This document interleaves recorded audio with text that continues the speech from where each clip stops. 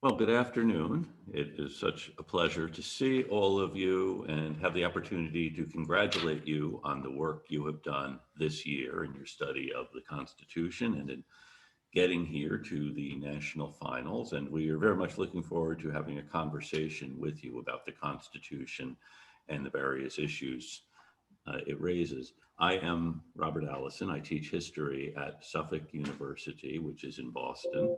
And now I will ask my colleagues to introduce themselves. Professor Barlow. I'm Jack Barlow. I teach politics at Juniata College in Pennsylvania. And I'm Lindsay Draper, retired from the juvenile court bench here in Milwaukee County, Wisconsin. Great, thank you. And now we would like you to introduce yourselves and tell us about your teacher and tell us about your school.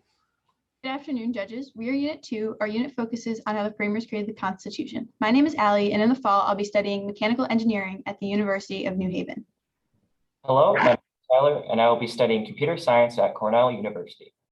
Good afternoon. My name is Srishti, and in the fall, I'll be studying biomedical engineering at the University of Connecticut. Hello, I'm Erin, and I'll be studying computer science at the University of Massachusetts Amherst. For now, we're all seniors at Trumbull High School. This is our teacher, Ms. Boland, and we thank you for being here today. Great. Well, thank you very much for being here, and thank you, Ms. Boland, for leading the group.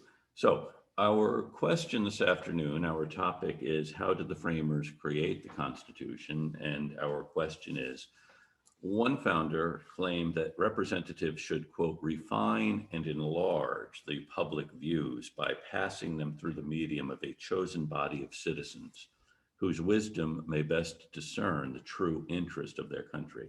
That's the end of the quote. Do you agree or disagree with this claim? And we'd also like to know what alternative systems the founders considered and what alternative systems of representation, if any, should be considered in the 21st century. Please begin. New Jersey or Virginia? Proportional or equal? Direct or representative? We the people or we the states? These questions were the tinder that sparked one of the greatest debates of our founding era and serve to illustrate the widening divides in our leadership today. Whether it's the men in Philadelphia in 1787 or presidential candidates in 2020, there is no doubt that the issue of representation has been a hotly debated topic in American history. We agree with Madison's claims. In the eyes of the founders, pure democracy was chaos. They studied the history of Athens and how it fell prey to mob rule. With each assembly being attended by thousands of voters, Madison states in Federalist 55, passion never fails to wrest scepter from reason. Had every Athenian been a Socrates, every Athenian assembly would still have been a mob. For the delegates at the convention, the fundamental question was how to distribute power within the government in order to preserve private property, individual rights, and the rule of law without resorting to mob rule. In Federalist 10, Madison states, when a majority is included in a faction, the form of popular government enables it to sacrifice to its ruling passion or interest both the public good and the rights of other citizens. During the convention, the issue of representation dominated the debate. The New Jersey plan proposed by William Patterson mimicked the sentiments of the Articles of Confederation, limiting each state to one vote. In contrast, the Virginia plan, proposed by Edmund Randolph, introduced the idea of proportional representation in a bicameral legislature. Alexander Hamilton proposed the British model, which featured a bicameral legislature where the lower house would be elected every 3 years. The upper house would be chosen by electors and would serve for life. Connecticut compromise was made, and it was a split the difference solution, making representation by state the rule in the Senate and by population in the House. Oliver Ellsworth argued, we are partly national, partly federal. He trusted that on this middle ground, a compromise could be agreed to. In today's republic, the debate over representation still rages on. Madison's fears have come true with unequal representation in the Senate. A voter in Wyoming with a population of 579,000 enjoys roughly 70 times more influence in the Senate than a voter in California with a population of 39.5 million. In addition, tax-paying citizens in Washington, D.C. and Puerto Rico still have no influence in the Senate at all. There are a few alternate systems that could work in the 21st century. With our favorite, ranked choice voting, candidates with the least number of votes are eliminated systematically, sending them to the second choice selected by the voter. This provides candidates with a broader mandate and incentivizes greater participation in the process. This has been done across cities in New York, Maine, and California. Somewhat like choice voting, another system known as cumulative voting allows voters to cast as many votes as there are seats. They don't have to put all their votes on one candidate. Instead, they can put multiple votes on one or more candidates. This has been done recently in cities in Texas and Alabama. Voter suppression and partisan gerrymandering, however, can make these alternate systems meaningless. In her dissent in Rucho versus Common Cause, Justice Kagan wrote, "By drawing districts to maximize the power of some voters and minimize the power of others, a party in office at the right time can keep itself there for a decade or more, no matter what the voters prefer." Thomas Jefferson wrote, "The will of the people is the only legitimate foundation of any government." In making changes to our system of representation, we would do well to keep those words in mind. We need to get money out of politics, eliminate partisan gerrymandering and voter suppression, and allow all voices to be heard. While a person's vote may exist, representation based upon that vote can be largely inconsequential. Thank you. We are now ready for your questions. Thank you very much. I'm wondering, would it be proper to have one body of the national legislature or state legislature represent property so that the rich are represented as the rich and thus aren't using their malevolent influence in the other branch? I do believe that, in a sense, this has been enabled in our government today. We see that, for example, campaign money and finance. In politics, for example, 50% of all the money given to super PACs has been from 25 mega donors. So I don't believe that. So I do believe that rich Americans are more or less overrepresented in our government today, especially considering that 90% of all the House and Senate elections that have won, the candidate with the most amount of money given to their campaign has won. And I think that they already kind of are as Tyler said, they're overrepresented. In a study done in 2014, we looked at where campaign donations come from, and the top 1% of the 1% of donations made up 30% of all donations. And of this subgroup, 75% were white males who were likely to work in finance. So by trying to, it would be hard to differentiate a body that was based on people who are more wealthy, because it kind of already is designated by these people who have wealth. If you have the ability to donate to funds, candidates are more likely to appeal to your needs and desires. In addition, I think the idea that money is speech is kind of contributed to this legislature that overrepresents wealthy and the powerful people. I think that should not be the case, because when money equals speech, people need more money to be heard, and that kind of makes our democratic process into a financial arms race. Our elections are the greatest opportunity for we the people to be heard, and the voices of ordinary people are being distorted because the wealthy and powerful few have the ability to influence these elections. So you're describing the problem more and more and more deeply. What is the solution? I mean, is public financing of campaigns or what? What do you recommend? I think one big solution that could help campaign finance is actually to reform the FEC and the Federal Election Commission.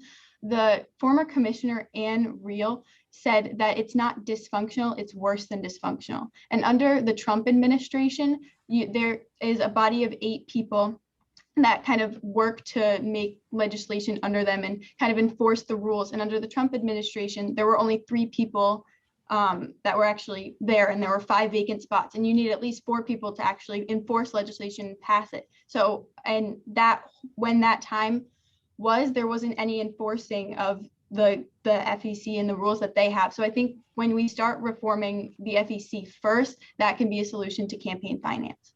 I think another solution is actually something that our own state of Connecticut implements, called the Citizens Election Program, where candidates can become eligible for a general fund by first raising money in small increments. And this is actually already proven to work. In 2008, we had a state legislature that was largely voted in on public finance, and we were able to pass a lot of bills that were previously kind of taboo, such as the bottle bill, which definitely helps citizens and was more appealing to what the citizens needed rather than these powerful lobbyists. I think another. I think another possible solution for campaign finance is to remove dark money from politics, or money that is unaccounted for and people cannot see who donated. According, polls have shown, or studies have shown that over $1 billion in dark money was spent in the 2020 election. And that does not allow voters to properly hold politicians accountable for their campaign donations. Thomas Jefferson is quoted in saying, "An enlightened citizenry is indispensable for the proper functioning of a republic." And when people do not have all the information, and under these 501c4s, they're not required to disclose who their donations are, it leads to the public not being able to properly decipher what the politician's special interests may be. So right there at the end, you threw a bunch of suggestions at me, and one of them you've talked about getting money out of politics, eliminating voters. I mean, you talked about a bunch there. I haven't heard anything that said, and by the way, Mr. and Mrs. Citizen have an obligation to learn and become knowledgeable. Where does that fit into your scheme of what we need to do? I think civic education is an important part of helping voters understand their rights. And this has actually been implemented with the Voting Rights Act of Virginia, which would actually provide a comprehensive protection against voter intimidation, suppression, and discrimination, especially through the Voter Fund and outreach program, which they would allow and help voters understand what their rights are and allow them to fight back against any legislation that their legislature might pass to stop them from having the right to vote and making it a privilege rather than something that everyone has the ability to enjoy. I agree. I think this also could be done through social media. When you go on social media, they use something called confirmation bias, where they only show you kind of the views that you like to see and that you want to see, and they won't show you the other side and the other party. And I think that's a big problem because it causes polarization in politics today. And other people, they don't really want to look at the other side, and a lot of people don't want to debate the other side because they're not the same views as them. And it doesn't really it doesn't create informed citizens because you're only looking at one party. So I think when you use social media to the extent that it could be used, we're showing multiple views of different parties and getting that kind of informed view. That could definitely help. A lot of citizens are lazy and they don't want to really look for that. They want it to be handed to them. And when they do get these things handed to them, it doesn't give them an informed view. So I think that could be a way to kind of get more informed citizens. I think also we know that the most basic way for people to fulfill their civic duty is through voting. And sometimes it's just hard for them to do that. And so we could implement something like Oregon did in 2016 called the Motor Voter Act, in which they allowed voter registration to occur at the same time that they were taking part in something at the DMV, such as getting your driver's license. And this actually proved to increase voter turnout in the nationwide election by 4%. While the nationwide average was only 2.3%. And so doing this and making it easier for people to actually get out there and get to voting would actually increase their ability to fulfill their civic duty. Now, you've said civic duty, civic obligation, informed voting.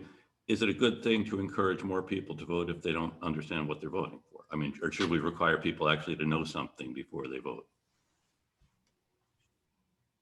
Well, I believe that personally, like increasing civic education in the school system, for example, is a great way in order to make sure that the people that are voting are informed. Like, for example, through this program and through this class, I have learned so much about the entire democratic process and what rights I have and what I'm able to do with my vote. So I believe encouraging programs like this is essential for making sure the voting base is informed.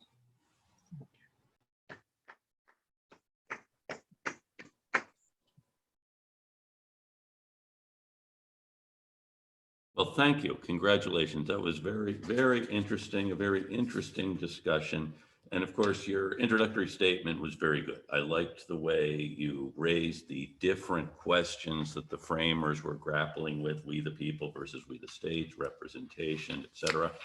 And by the way, earlier today, when another group was talking, I had in my head that quote about if every Athenian was a Socrates, the Athenian assembly still would have been a mob. So thank you for bringing it up. And you brought up a lot of things that we were supposed to ask you about: unequal representation in the Senate, et cetera.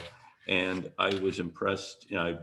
I imagine if we had more time to talk and this weren't a formal session where I'm judging you on your abilities, I would point out how much I disagree with what you're saying, but I was really impressed with the depth of your understanding of these very complicated issues. So if there were only 4 voters in the state of Connecticut, I think the state would be very well served with you 4. And I really, I admire what you've done and look forward to hearing from you during your long lives as citizens ahead. And I, think I've heard computer science, I've heard other things you're going to be studying in college, but you're all engaged citizens, and the state of Connecticut will do much worse than having people like you representing it. So thank you.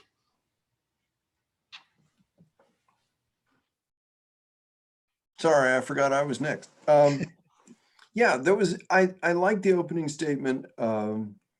Yeah, the quote from Madison, if every Athenian were Socrates, they would have still been a mob. I mean, that pretty well describes the attitude of the founders toward democracy, right? And why it was, frankly, a really dumb choice for government. So I thought you captured that very well. You mentioned DC and Puerto Rico having no representation in the House, or well, sort of in the House, Puerto Rico, but not really, or in the Senate. I think you connected that well with the issues in the founding era. So I thought that was a good job. What we could have talked about, and you might have thought about, was what about all that territory in what is now the United States in 1787 and beyond, right? How was that managed? And how did representation work for Dakota Territory, for example? So a lot of interesting stuff, a lot of interesting issues. Frankly, I got a little annoyed when you started talking about getting the money out of politics, and you did a great job of describing the problem, and then gave me like a real quick 2-sentence solution. I would have liked to hear more about how your solution would work, why you think that's the solution as opposed to some other. I think we could have gone a little bit more into depth there, but it was a really fascinating discussion. The fact that it was interesting is why I want to know more about it. So that's good. You guys are clearly talking about this, thinking about this. You're going to be occupied with thinking about this and talking about this for the rest of your lives. You have a great foundation. You can thank Ms. Boland. This has been a really weird year for everybody. And you guys have come through it. We're almost at the end now. You're going to make it and you're going to do fine. So thank you very much. Not going to say a whole lot more. I very much enjoyed your presentation. Wanted to just chat with you about some of the ideas you brought up. And sometimes there's a part of me that gets really excited when I've got young people who are very optimistic and see the world through really good eyes. And, because I'm old and I'm looking at the world going, oh, good Lord, that you all are the people who, say, we need to get people out. We've got the motor voter. We can do this. We can get more and more people. And I once said, did y'all see, have y'all been looking at Georgia? I mean, do you sort of understand that for every one of you who believes we need to be sure our citizens can vote, there are some people going, we didn't really mean for them to vote. So and somehow finding the balance to that is a critical piece. Also talking about the fact that, we elect some people and sometimes they get in office and we go, oh, good God, because they don't always turn out to be who we thought they were, or sometimes they turn out to be exactly who we thought they were. And I, for one, am looking at the other people voting going, oh, I didn't know like that. I mean, it's a really interesting dynamic. And, you know, when you all talked about the cumulative voting ideas, the whole second round concept, you know, I was thinking, well, good, because they're clearly looking at the fact that as much as we love our country, we got to find a way to do some things differently. So anyway, you all have been just a joy to listen to. Congratulations, your teacher. When Teacher Appreciation Week comes up, please be sure and recall, y'all didn't do this by yourselves. Y'all have some help. So anyway, very good. And it's been a thrill listening to you. Thank you.